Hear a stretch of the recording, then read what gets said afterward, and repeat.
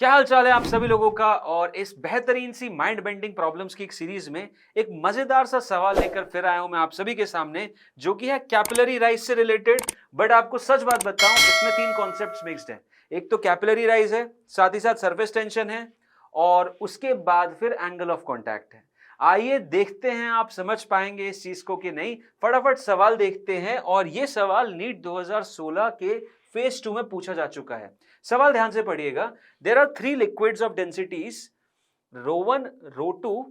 देखना यहां पे क्या है, रो1 रो2 रो3 having the same value of surface tension T, they rise to the same height in three identical capillaries.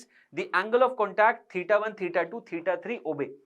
Video को पॉज करो और एक बार खुद ट्राई करने की कोशिश करो और देखो, इसमें बहुत मजेदार सा कॉन्सेप्ट लगा हुआ है।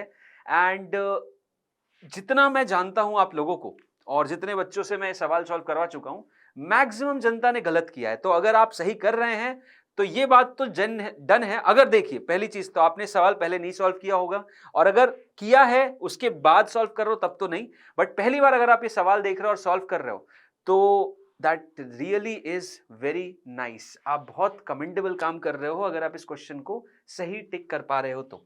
अब आइए समझते हैं कि यहाँ पे केस कैसा होगा। तो देखो, एक कैपिलरी की अगर मैं बात करूं, अगर एक कैपिलरी की मैं बात करूं तो कैपिलरी राइज होता है, करेक्ट। मान लीजिए लिक्विड है और इस लिक्विड में कैपिलरी हुआ तो ये H राइज हो जाता है।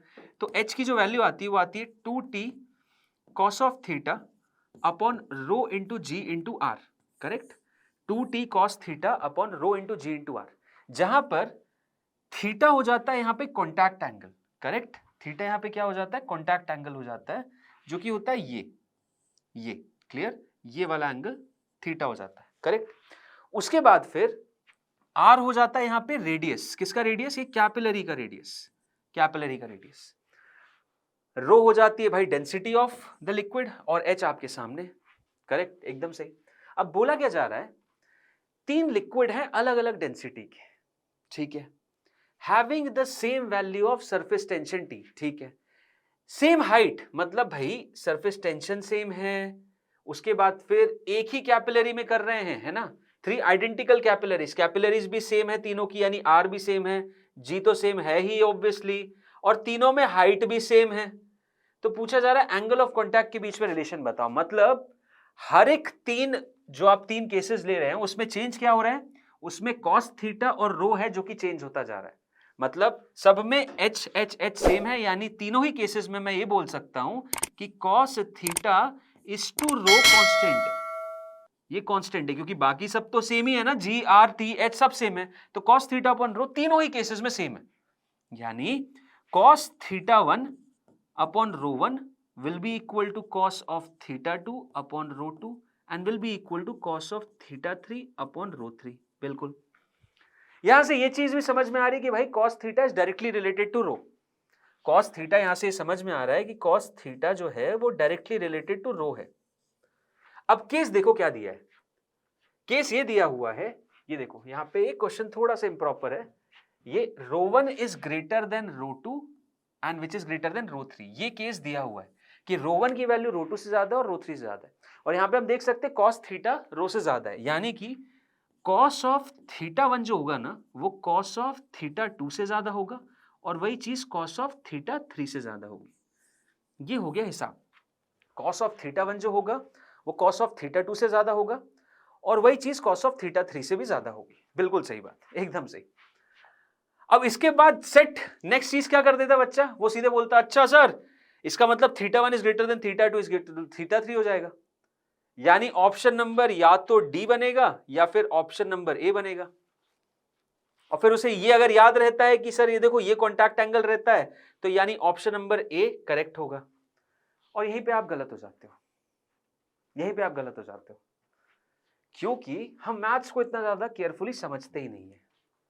और क्यों नहीं समझते मैथ्स को, क्योंकि हमने कभी कोशिश ही नहीं की, हमने कभी कोशिश ही नहीं की। आंसर देखिए, करेक्ट आंसर बी है। अब कैसे correct answer B, correct answer B कैसे, तो देखिए सबसे पहले तो डी तो हो नहीं सकता, डी होने इसलिए नहीं सकता क्योंकि ये चीज तो हमें पता है कि कॉन्टैक्ट एंगल जो भी आ रहा है वो आ तो अक्यूट रहा है, वो आ तो अक्यूट रहा है। आपका कैपिलरी राइज का कॉन्सेप्ट ही होता है वहां पे जहां पे कॉन्टैक्ट एंगल अक्यूट आए, तो π/2 से पाई के बीच में तो नहीं होगा, यानी C और D तो नहीं है। अब ये कैसे है और ये नहीं है? cos θ1 θ2 से ज्यादा है, तो उससे ये रिजल्ट कैसे आ रहा है? तो इसके लिए आपको cos θ का ग्राफ समझना बहुत जरूरी है बेटा। अब cos θ का जो ग्राफ होता है ना, ध्यान से देखो cos θ का ग्राफ कैसा होता है। cos θ का ग्राफ जो होता है वो इस तरीके से चालू होता है, यहां से चालू होता है।